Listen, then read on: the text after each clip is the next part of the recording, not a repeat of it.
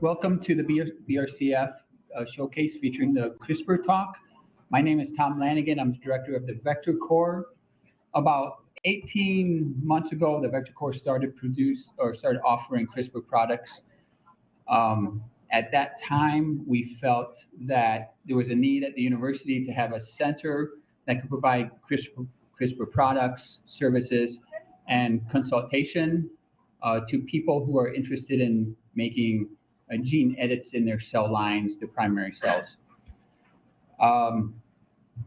We felt the Vector Core was a good fit for this. However, our expertise was in gene transfer technologies and not necessarily gene editing technologies. So at that time, we had several conversations with Tom Saunders in the Animal Transgenic Corp, who helped us tremendously get up to speed. But we also formed a collaboration with Sigma, and this collaboration turned into a CRISPR Core partnership, which has been very beneficial to us to provide the best quality for you at the university.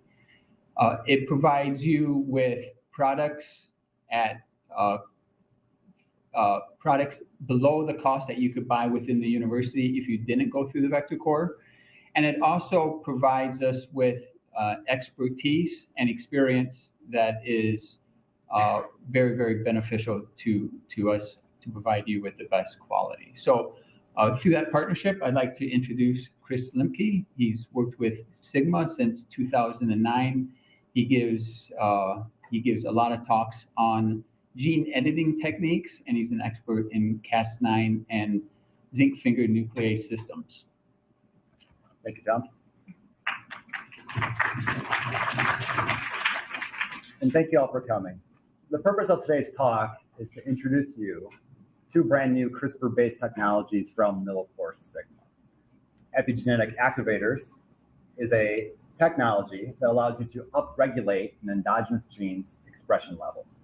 And then we have CRISPRs in synthetic format that may provide higher gene editing efficiencies as well as reduced off-targeting. And lastly, I'd like to leave you with the details of our CRISPR Core partnership program with the University of Michigan. So 2015 was yet another very exciting year for CRISPR technology. Researchers continue to demonstrate a wide variety of astonishing applications of using CRISPR technology. On one end of the spectrum, we saw the creation of an anti-malaria mosquito. Here, researchers at UC San Diego and UC Irvine use CRISPR technology to integrate an anti-malaria parasite effector gene into mosquito. Now, this gene encodes for a peptide that binds to a particular receptor on the plasmodium and blocks its cell proliferation. Now, the ultimate goal with this anti-malaria mosquito is to release this mosquito into the wild, and through the process of breeding, this gene will spread throughout the population of mosquitoes, helping to control malaria, if not eradicate it. Then on the other end of the spectrum, we saw the very controversial use of CRISPR in the editing of human embryos. So here, researchers from Sun Yat-sen University used CRISPR technology to knock out the beta-globin gene in human tripronuclear embryos. Now, these embryos were non-viable, but controversial nonetheless. It got the attention of the entire world. 2015 also saw its fair share of improvements being made to CRISPR technology itself. Researchers from the Broad Institute improved the targeting specificity of CRISPR by re-engineering the functional domain of the Cas9 protein. You see, they discovered a series of positively charged amino acids, which they refer to as the NT groove or the non-targeting groove, running in the proximity of the HNH, RUBC, and PAM domains. And they hypothesized that this positively charged NT groove was responsible for separating the two DNA strands, helicase activity, and was also responsible for stabilizing the non-targeting strand during DNA cleavage. They further hypothesized that Cas9's cleavage activity was dependent on its helicase activity, and that Cas9's off-targeting was occurring due to Cas9 being way too efficient at separating those two DNA strands. So the Broad researchers went in and replaced 4 of those positively charged amino acids and replaced them with alanines, thus neutralizing the charge in this area, weakening Cas9's ability to separate the two DNA strands. And what they found is they saw a reduction in CRISPR off-targeting with no significant reduction in CRISPR on-target editing. So here we have a more specific Cas9 protein.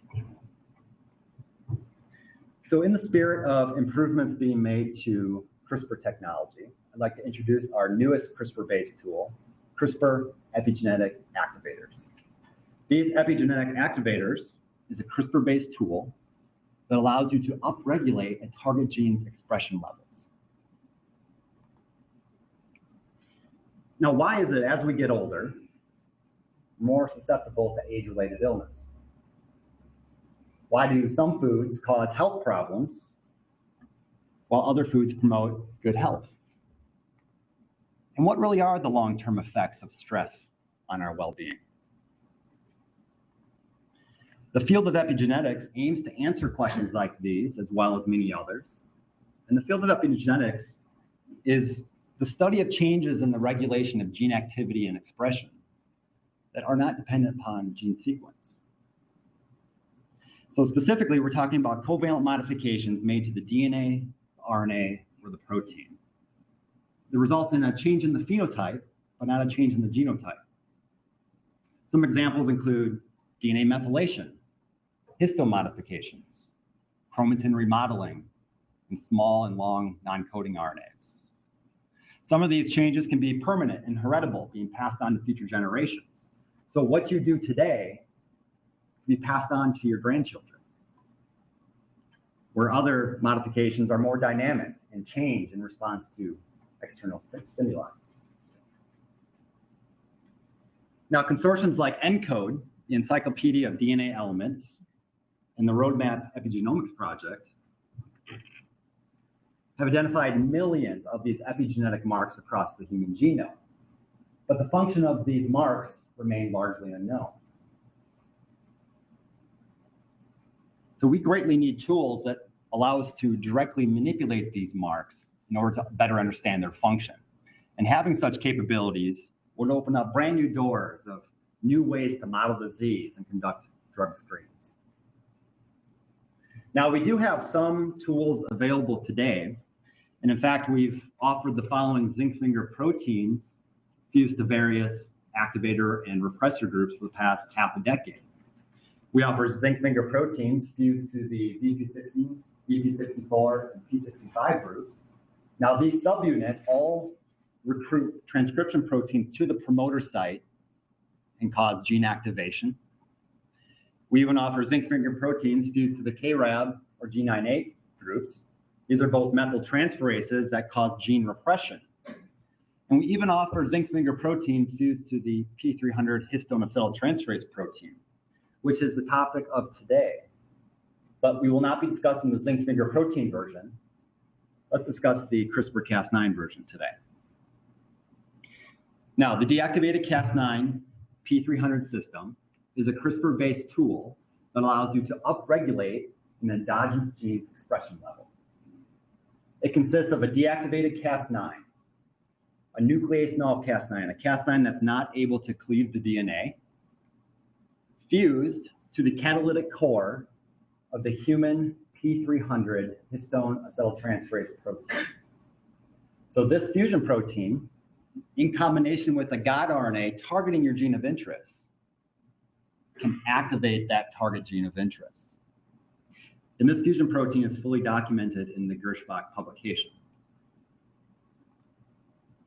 Now, the P300 histone acetyltransferase protein is an enzyme that transfers an acetyl group onto lysine number 27, located on histone number 3.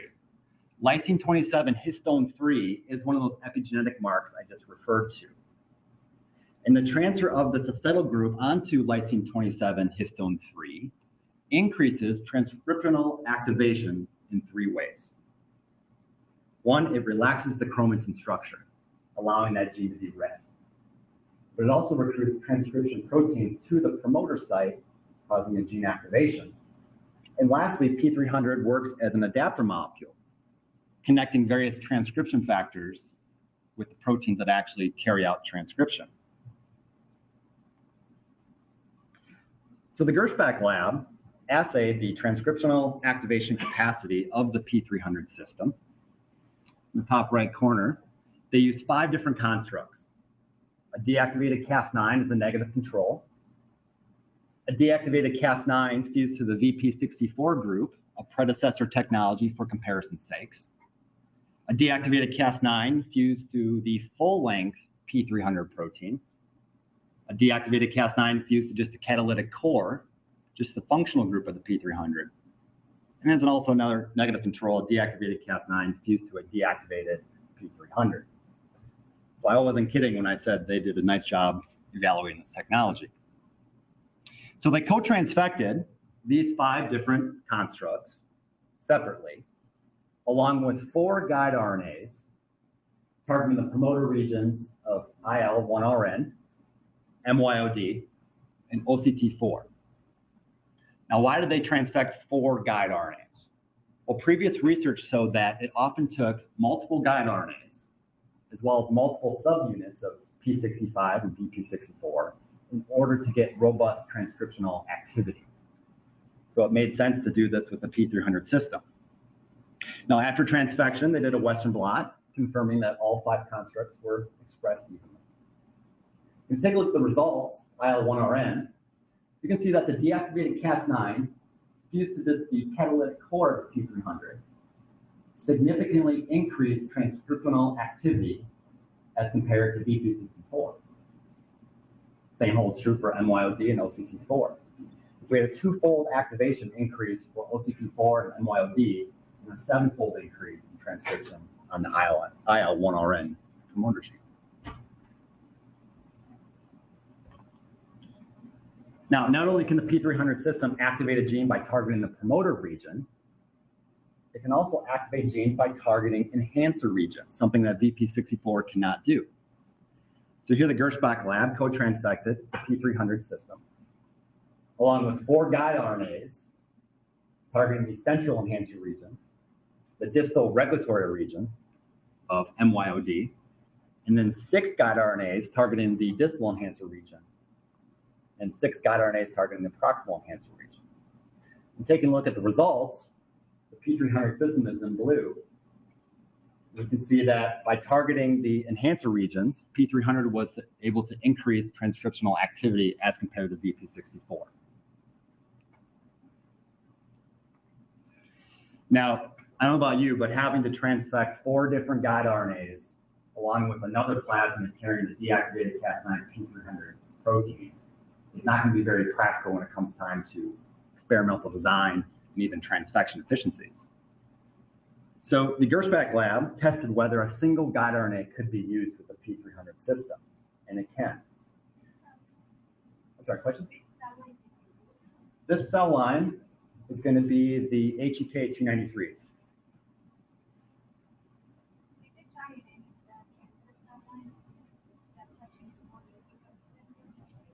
The question did the Gershback lab evaluate the system in any other types of cell lines, such as cancer cell lines?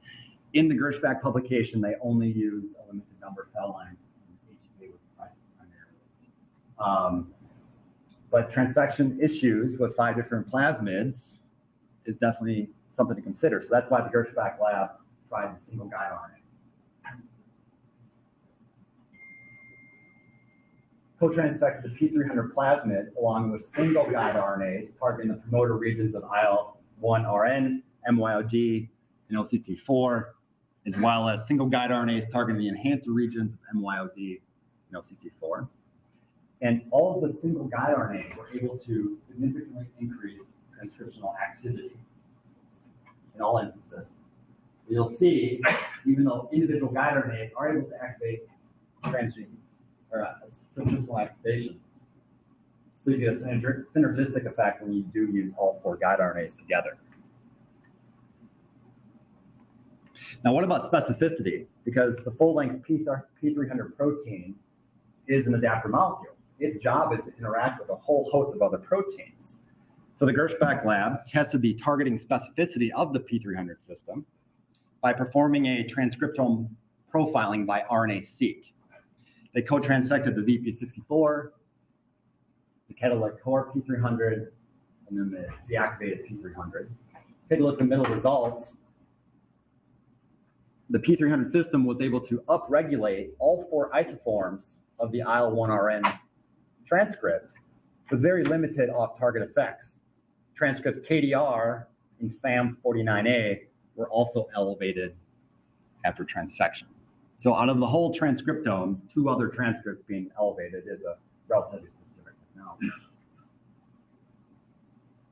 Taking a closer look at the P300 system, here is the deactivated Cas9 P300 plasmid. CMV promoter drives both the deactivated Cas9 P300 protein linked to a GFP promoter by a 2A self-cleavage peptide. You will need this plasmid in conjunction with some format of a guide RNA. We have guide RNAs in plasmid format. It could be RNA format, virus format, or synthetic format. So in summary, with the P300 system, this technology allows you to activate transcriptional activity of a promoter gene, of a target gene. The technology is both very targeted and highly specific.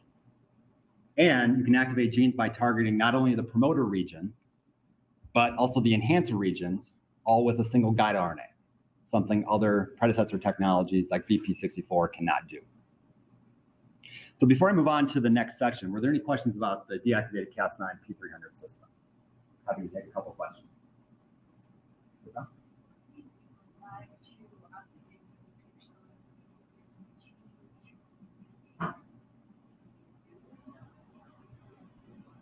The question was, can you activate transcription of a gene that has been mutated? But if you take a look at this example, now there was 4 different isoforms of IL-1RN. And by targeting the promoter region, all of the isoforms are connected to that promoter region. That's what they have in common.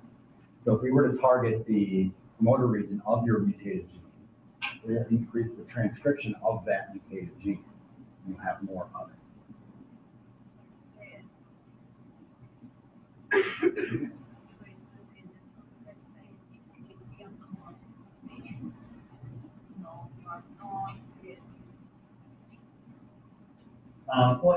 The question was oncomorphic of P300 and rescuing the phenotype. This technology is, if you think about today how we conduct rescue experiments, let's say use shRNA or CRISPR to completely knock the gene out or knock it down. And then today, rescue experiments involve transfecting an open reading frame of the wild type protein like the rescue. Okay. So here this works similarly, but with the transfection of the plasmid, you have to pick what transcript you'd like to upregulate.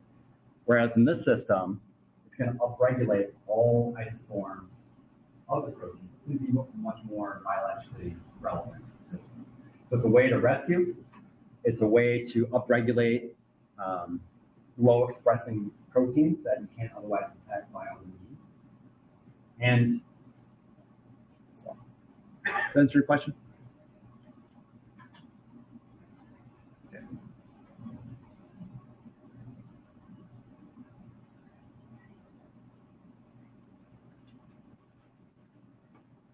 The next section, I'd like to introduce our CRISPRs in synthetic format. And by synthetic format, I'm referring to a chemically synthesized guide RNA, just like you chemically synthesize PCR primer or any other DNA oligo or RNA oligo. Now you mix your synthetic guide RNA along with purified recombinant Cas9 protein to form what we refer to as the Ribonucleoprotein Complex, or RNP for short. And RNP complexes are just yet another means to introduce the CRISPR into your system, cells or embryos. Just like we have CRISPRs in plasmid format, RNA format, and virus format, now we can introduce CRISPRs in ribonucleoprotein format. To form an RNP, you simply mix the guide RNA. And the guide RNA can be in any number of formats. It can be in vitro transcribed guide RNA. It can be synthetic, full-length synthetic guide RNA, where you synthesize the entire guide RNA of about 100 nucleotides. Or the two-part system, where you separately synthesize the CRISPR RNA region and the tracer RNA region. So you mix your guide RNA along with purified recombinant Cas9 protein. Put it on ice for 30 minutes, and this RNP complex naturally forms. And then you proceed to transfection. So the RNP complex is formed prior to transfection, and it may provide better gene editing efficiencies and reduced off-targeting. Let me show you how. So the Kim lab compared the gene editing efficiency of CRISPRs in RNP format versus CRISPRs in plasmid format by targeting the CCR5 gene in human K562 cells. In plasmid format, they electroporated 1 microgram Cas9 plasmid with 1 microgram of guide RNA plasmid and obtained an indel frequency of 50% as measured with the T7E1 assay. And then in RNP format, after some concentration optimization, they used 20 micrograms of in vitro transcribed guide RNA along with 15 micrograms of Cas9 protein, formed the complex in the electroporated complex, and obtained a relatively equal 51% indel frequency. The Kim lab then sequenced the target region of several clones and found what was expected, the very typical indels produced by the imperfect non-homologous end joining repair. They then went on to target 7 other genes with CRISPRs in RNP format and achieved an average indel frequency of 44%. So the Kim lab demonstrated that CRISPRs in RNP format were as efficient as CRISPRs in plasmid format, at least in this K562 cell line. But CRISPRs in RNP format may even provide higher gene editing efficiencies in some other cell types, especially cell types that are hard to transfect, such as BJ fibroblasts and H9 human embryonic stem cells. So once again, the Kim lab compared CRISPRs in RNP format versus plasmid format. They transfected 1 microgram of Cas9 plasmid and 1 microgram of guide RNA plasmid, and then obtained an indel frequency of 8.8%. And then CRISPRs in RNP format, they electroporated 20 micrograms of in vitro transcribed guide RNA, along with 15 micrograms of Cas9 protein, and achieved nearly double, more than double, indel frequency of 19%. Furthermore, in the H9 cell type, very similar trend, 10% with plasmid format versus 23% with RNP format. They then went on to target 3 other genes in the H9 cell type and achieved an average editing efficiency of 22%. But furthermore, CRISPRs in RNP format were shown to be less toxic to these ES cells than plasmid format. So on average, CRISPRs in RNP format yielded 2 times more viable ES cell clones versus CRISPRs in plasmid format. Now, CRISPRs in RNP format can do all the same tricks that CRISPRs in plasmid format can do, or any other format for that matter. So here the Kim lab performed a targeted insertion of the XBAL restriction site into the AAVS1 locus. They simply took an RNP complex, targeting the AAVS1 locus, along with a single-stranded oligo donor consisting of the XBAL site and homology arms. And after electroporation, they achieved an integration efficiency of 15%. So similarly, just like with all other CRISPR formats, CRISPRs in RNP format can produce specific deletions. So here the Kim lab used 2 CRISPRs in RNP format simultaneously to make specific deletions. So in experiment 1, they used an RNP targeting site S, and another RNP targeting site L1, and they're able to make a 10 kb deletion. Similarly, one targeting S, one targeting L2, make a 30 kb deletion, and then one S and one L3 make a 100 kb deletion. I personally have been involved in a 1.6 megabase deletion project. So large deletions, taking out whole genes or specific regions of a gene are very capable of CRISPR technology. So the Kim lab demonstrated that CRISPRs in RNP format were highly efficient in most cases. But they also demonstrated that CRISPRs in RNP format were more specific than CRISPRs in plasmid format. So they compared the off-targeting efficiency of CRISPRs in RNP versus plasmid format. They used 3 different guide RNAs, one targeting EMX1, one targeting AAVS1 AS2 locus, and one targeting the AAVS1 S3 locus. And all 3 of these guide RNAs from previous studies were shown to have wild, very significant off-target mutations. So in all 3 instances, the CRISPRs in RNP format provided higher indel frequencies than plasmid format. So if you take a look at EMX1, it was 76% RNP versus 67% plasmid, 79% versus 75, and 78 versus 65. All 3 instances, CRISPRs in RNP format provide higher indel frequencies. But furthermore, in all 3 instances, CRISPRs in RNP format had less off-targeting than the plasmid format. So you have 11% versus 26, 3.4 versus 10, and in the case of the last one, virtually 0 versus 1.0 plasmid. So why would CRISPRs in RNP format be more specific than plasmid format? Well, here's a hint. It's time. So you see,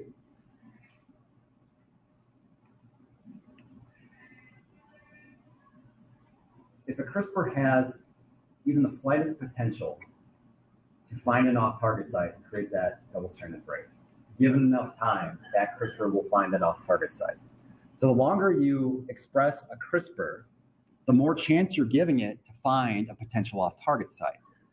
So I've always said when you're engineering a cell line model or an animal model, you only want to transiently, very temporarily express the CRISPR.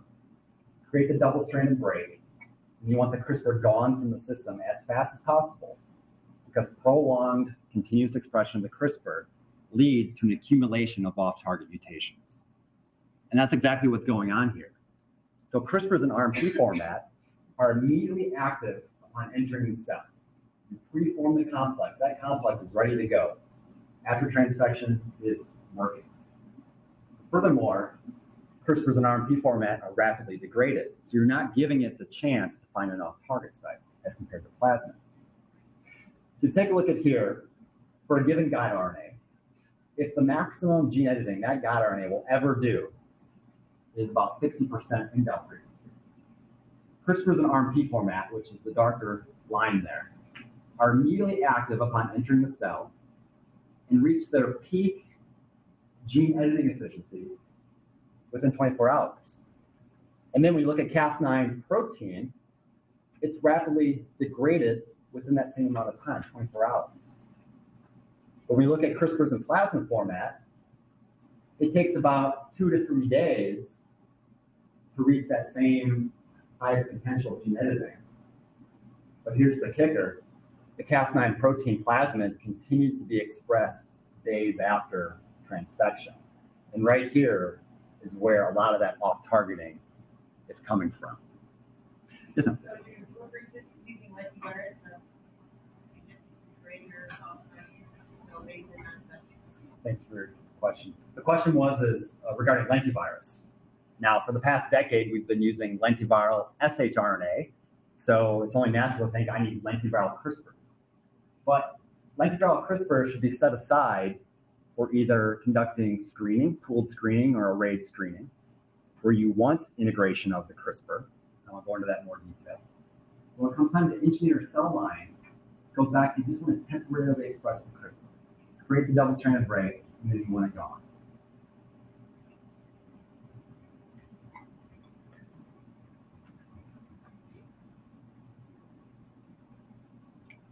Now, the preceding example used in vitro transcribed guide RNAs complex with Cas9 protein. Now, guide RNAs in vitro transcribed format work very well in the RNP complex, but it does take us, the downside, it takes us upwards of 5 weeks to deliver that guide RNA in the vitro transcribed format. So for equal performance and a much faster delivery time of only 3 days, I recommend our synthetic guide RNAs.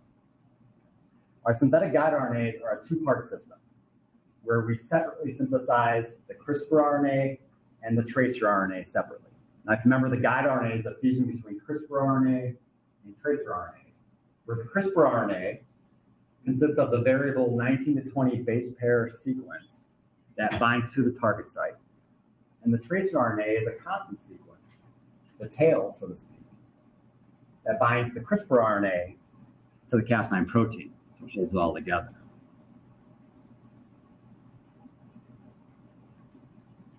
So in summary on synthetic CRISPRs, the main advantages of synthetic CRISPRs is very, very fast delivery time of only 3 days.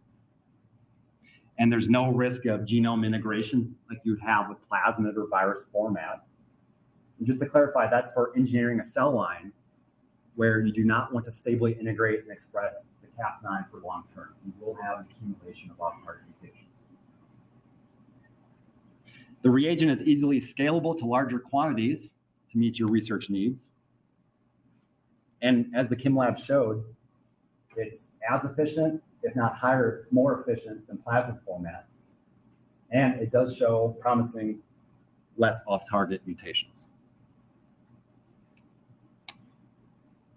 Before we move on to the last and final section, were there any questions about synthetic?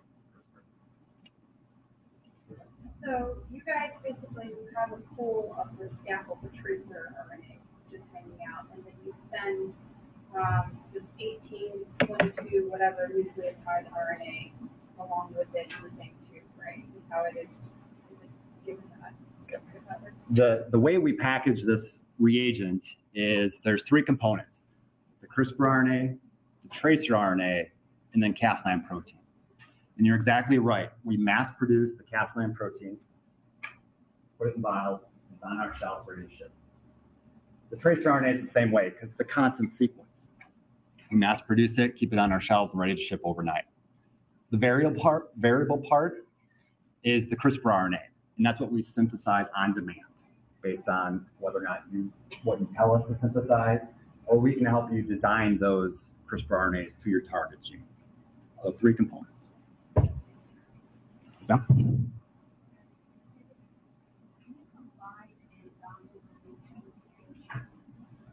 The P300 system? No. So the question was, what's called multiplex gene editing, targeting more than one gene simultaneously? And the answer is absolutely yes. You can target more than one gene, knock out more than one gene simultaneously. Even copy number. Just thinking about a single gene and copy number, we can disrupt or knock out 2 copies of the gene, or aneuploidy situations where there's multiple copies of that gene. But yes, multiplex gene editing is very possible with CRISPR. Yes, sir. Can you use it without parent sequence? Yes. So the CRISPRs in RNP format, and really CRISPRs in any format, can be used to perform targeted gene insertions. The only difference is you'll have the CRISPR. All the CRISPR does is create a targeted double-stranded break. That's all it does. To make an insertion, you're going to need some kind of a donor template to donate the sequence you want into that break site. So that donor template, the missing piece, is either a single-stranded DNA oligo or a double-stranded DNA plasmid. But both of those instances, it'll be what you want to insert, flanked by homology sequence to the target site. Cell creates double-stranded break, greatly increases the rates of HR, and then cell uses your template to repair with what you want into that break site. So it'd be a co-transfection of the CRISPR plus a donor template into your cells.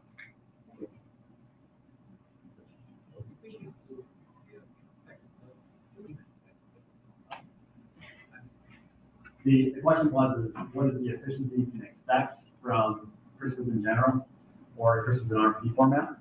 Did I hear that correctly? Okay. So when it comes to efficiency, the very important rule to know that not all guide RNA target sites are created equal. Okay? Not all guide RNAs are efficient. You can design 10 different guide RNAs targeting a gene of interest. You'll see variable cutting efficiency amongst those 10 guide RNAs. And in fact, some of those guide RNAs will be 0. Okay? Will be highly efficient, and will be 0. So when you evaluate what's the efficiency of this technology versus other formats, it's really dependent on the guide RNA you choose and the cell type you're using it in. So furthermore, a guide RNA that has 10% efficiency in AGK293 cells, 10%, might have 50% efficiency in the A549 cell line. So cell line dependent, guide RNA dependent, it all affects efficiency. Now the Kim lab demonstrated that CRISPR is an RMP format, keeping all other variables constant, will produce efficiencies on par with that of plasmid format. And in some instances where cell line is refractory to plasmid transfection, may even provide higher gene editing efficiencies, such as the iPS cells. So if you're trying to get me to give you a percentage on the editing efficiency, it's going to be very near possible for me to do that.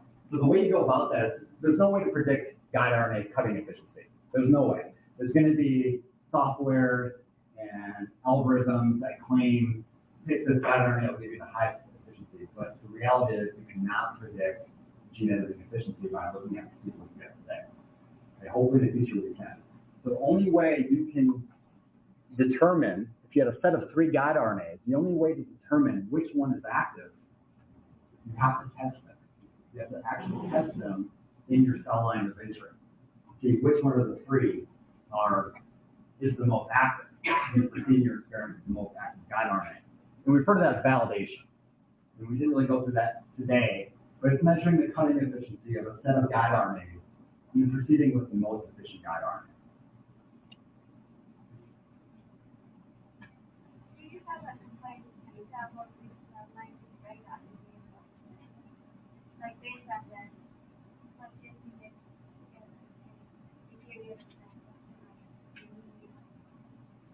The question was, is there any way that I can assist with picking the right guide RNA per the cell line you're using? Unfortunately, there just is not an algorithm to predict that.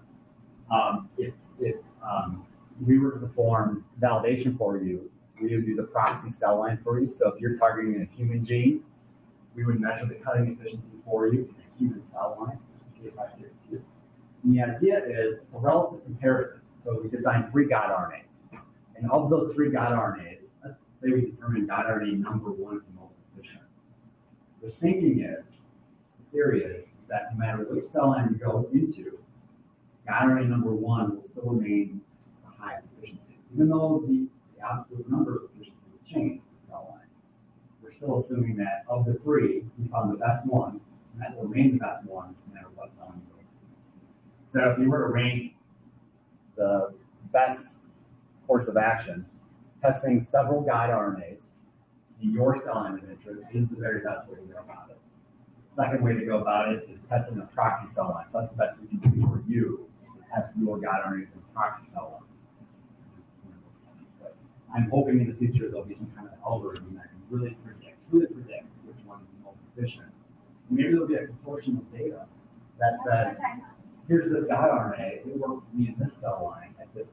There's so many variables. There's cell line, genomic locus, genomic context, how long that cell has been under culture, DNA inoculation.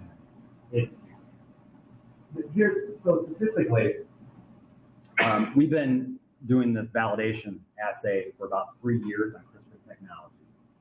And to give you an idea, you don't hold me to it. In our K562 cell line that we validate for human gene targets, most of the active CRISPRs, we're seeing 2 out of every 3 guide RNAs are showing at least 1% activity. 1% of the alleles have been modified. So 2 out of every 3 guide RNAs are active in our K562 cell line. And furthermore, when we find that active guide RNA, it falls in the 5 to 10% range. The K562 is a rather conservative indel frequency cell line. So now you take that guide RNA, go into a different cell line, and you may report something 6-7%.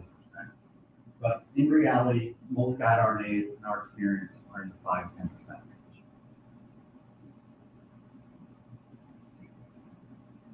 Any final questions about synthetics? I'll be here after the show talking about any of these products further.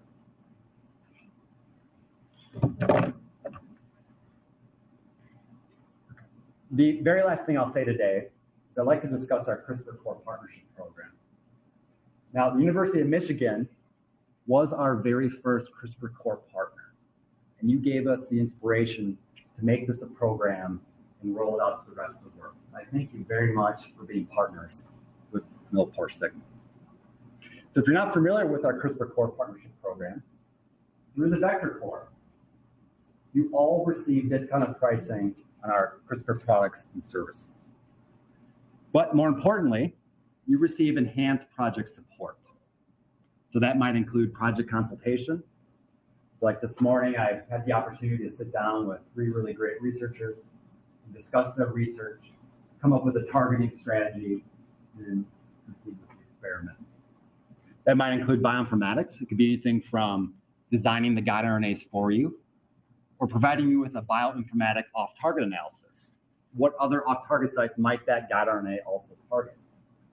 We perform CRISPR validation. We just got done discussing how we'll measure the cutting efficiency of a set of guide RNAs and send you the highest performing guide RNA. And if your project involves any kind of targeted insertion or modifications, we'll help you design that donor template and make that donor template. Then overall comprehensive technical support from start to finish. And lastly, as a participant in this program, you'll continue to receive technical seminars and webinars like the one we're giving today to keep you abreast in the latest CRISPR technology. So to give you an idea of what it's like to work with us, I would like to illustrate 2 of our most popular services packages purchased. It's a validated guide RNA for the purpose of gene knockout, or a validated guide RNA for the purpose of a targeted insertion or modification. Now, both of these services apply equally to cell culture projects or creating a mouse model, an animal model project.